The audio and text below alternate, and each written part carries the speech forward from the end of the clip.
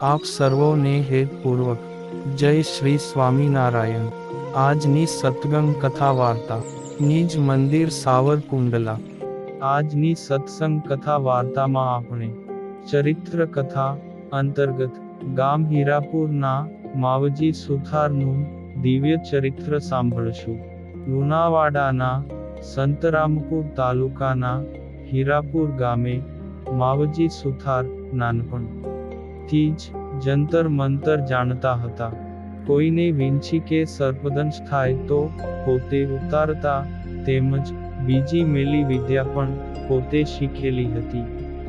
તે તાંત્રિક વિધિઓ પણ કરતા હતા। એના પાડોશમાં મુમુક્ષુ મોરારજી વિપ્ર રહેતા હતા। એ સંતોના યોગે કરીને સત્સંગી થયેલા। મોરારજી વિપ્રને પ્રગટ શ્રી હરિનો પાક્કો નિશ્ચય હતો, એટલે એ માવજી સુથારની મેલી વિદ્યા, તંત્ર મંત્ર વગેરેને બહુ ગણકારતા નહીં।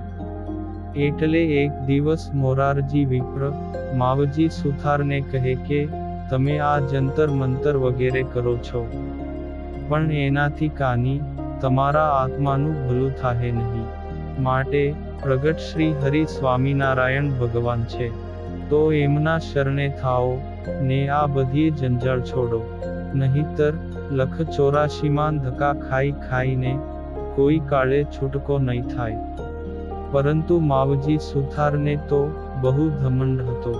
તે બોલ્યા કે હું મારા જંતર મંતર સ્વામિનારાયણ ઉપર અજમાવું, અને જો એને કાની ન થાય તો જ હું એના શરણે થાઉં।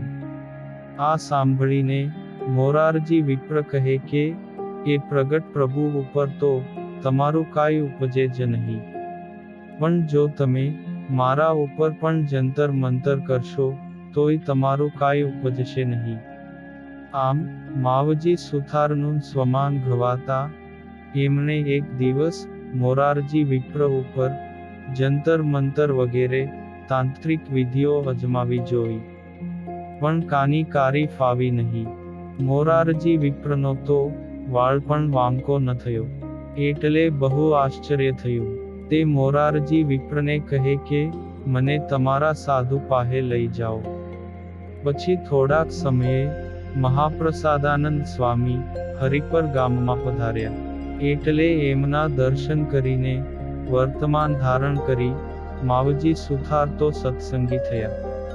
અને મહાપ્રસાદાનંદ સ્વામી કહે કે હવે તમે પંચ વર્તમાન પાળજો ને ભગવાનનું ભજન કરજો, ને આ મોરારજી વિપ્ર જેવા સારા સત્સંગી મળ્યા છે તો એમનો સંગ રાખજો।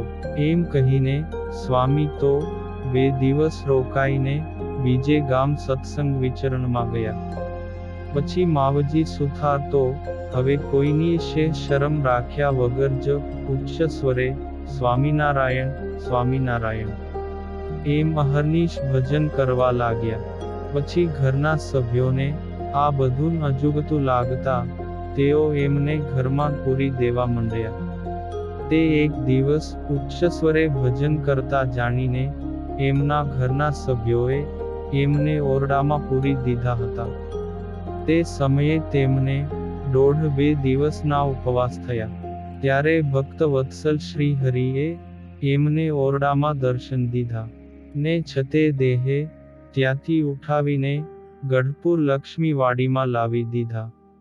એમણે લક્ષ્મીવાડીએ એક આખી રાત્રિ ભજન કર્યું, તેથી શ્રી હરિની મૂર્તિ દેખાવા લાગી।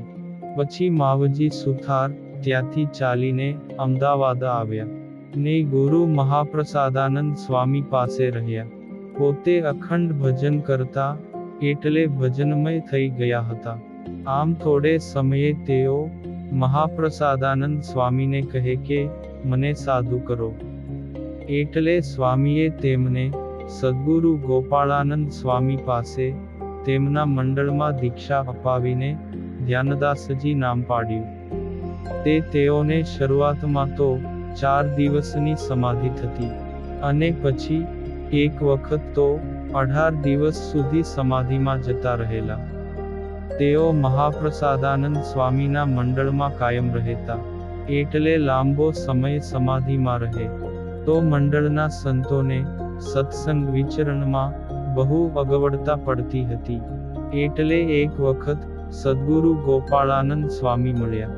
ત્યારે મહાપ્રસાદાનંદ સ્વામીએ એમને આ વાત જણાવી.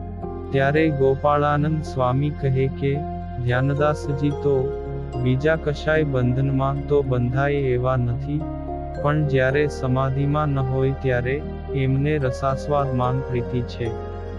તો એમને સારા સારા ભોજન જમાડજો.